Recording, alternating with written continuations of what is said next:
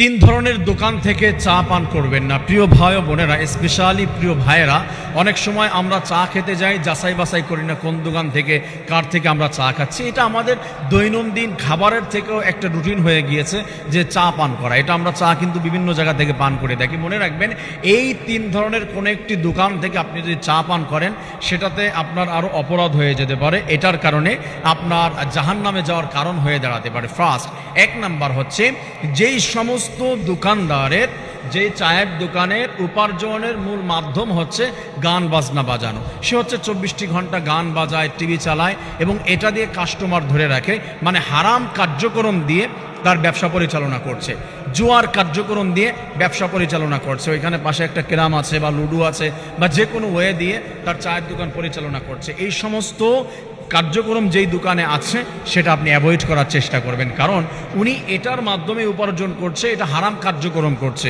আর আপনি তাকে সহযোগিতা করা মানে আপনিও হারামের কার্যক্রমে সাপোর্ট দিয়েছেন। প্রিয় ভাই বন্ধুরা, মনে রাখবেন, এখান থেকে দূরে থাকার চেষ্টা করবেন। সেকেন্ড হচ্ছে, ওই দোকান থেকে আপনি চা পান করা থেকে বিরত থাকবেন। সেটি হলো, যেই ব্যক্তি হারাম উপার্জন দিয়ে, ওটা রিলেটেড, হারাম উপার্জন দিয়ে সারাক্ষণ সুদের কার্যক্রমের সাথে জড়িত এবং দোকানটাও নিয়েছে সুদের টাকা এনে, এরকম অনেক সুদারু অনেক সুদে টাকা এনে দোকানদারি করছে, সেখানে ব্যবসা করছে, এই সমস্ত চায়ের দোকান থেকে আপনি চা পান করা থেকে দূরে থাকবেন, কারণ আপনিও তাকে সাপোর্ট করেছেন।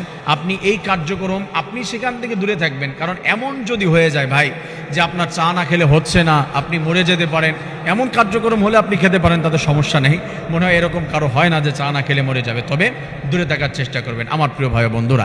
এর পরবর্তীতে আরেকটা বিষয় যেটা আমাদের মনে রাখতে হবে 3 নম্বরে, সেটি হলো, এমন কোনো চায়ের দোকানদার যদি সে সারাক্ষণ সে অপবিত্র থাকে, পরিষ্কার পরিচ্ছন্নতা নাই। মনে রাখবেন, আল্লাহ রাসূল সাল্লাল্লাহু আলাইহি ওয়াসাল্লাম কি জানিয়ে দিয়েছেন? আত-তুহুরু শাতরুল ঈমান, পরিষ্কার পরিচ্ছন্নতা ঈমানের অঙ্গ।